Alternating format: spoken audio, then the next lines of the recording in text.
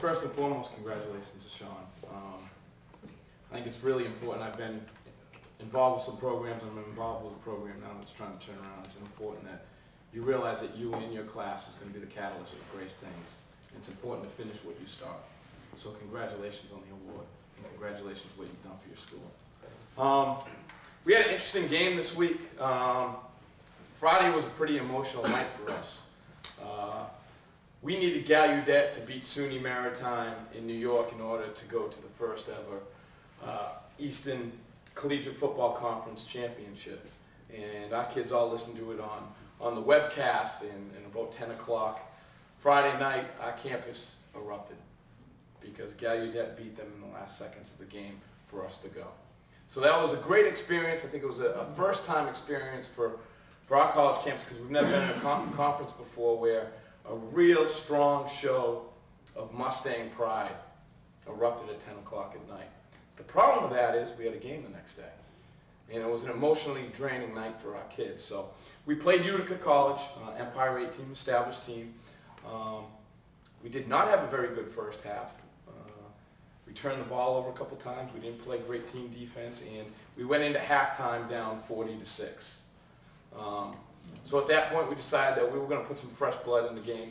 We were going to put our twos in the game on defense, and I think with younger kids, they don't care if it's 40-6 or 13-14. They're going to go in there and they're excited to play football. And we took JB out, who had over 100 yards in that first half, and we put in our backup running back. Well, a couple fake punts later, fake field goal again.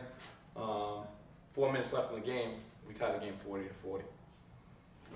And it was one of those games where, I mean, it really, as we talk about what we want to be, we ended up losing the game in the last seconds of the game, 47-40. But, you know, we have 5 seniors, we have 9 juniors, we're primarily freshmen and sophomores. And our goal and our motto really in the beginning of the season was that we were going to rock fight. And I don't know if anyone ever has been in a rock fight before, but growing up in Brockton, I used to get in a bunch. There's only 2 ways that you lose a rock fight. 1, you get knocked out, or 2, you quit because it hurts getting hit with rocks. Well, we go into the conference championship game now against Norwich. And it wasn't necessarily the way that we wanted to get there, but we're there. And, you know, we have a very young football team, primarily freshmen and sophomores. We have a young coaching staff with the average age of 26. And we make a lot of mistakes, but one thing about our team is I think we learn from our mistakes, and as a coaching staff, I'd like to think that we do too. So we go into this game, and I'm not exactly sure against Norwich, who's beat everyone in our conference, and we have to go into a pretty difficult environment to play. I don't know, I'm not sure of the mistakes that we're going to make, but what I can tell you from the last 2 weeks is that we've got a group of kids that play for each other and put their teammates before themselves. And they care about each other, and they have a lot of heart. That's what those last 2 weeks have shown. And that's where we've come, and that's where we have arrived.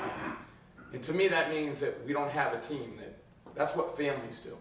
When people love each other and they care about each other and they want to fight for each other. So I'm not really sure how we're going to come out. I'm not sure about the mistakes that we're going to make.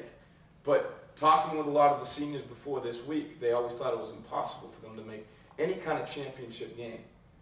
Well, this week, they are the impossible. And they've got a chance to fight for each other. So, you know, our quarterback grew up a little bit last week too. You know, he turned 18 Monday, and he had a good game just in the nick of time going into the conference championship. You know, he was 16 of 35 with 4 TDs. I'd be remiss if I didn't mention Scotty Drosendahl. So I appreciate the opportunity. Again, congratulations. And thank you again to the Gridiron Club. I appreciate it, and good luck to everyone.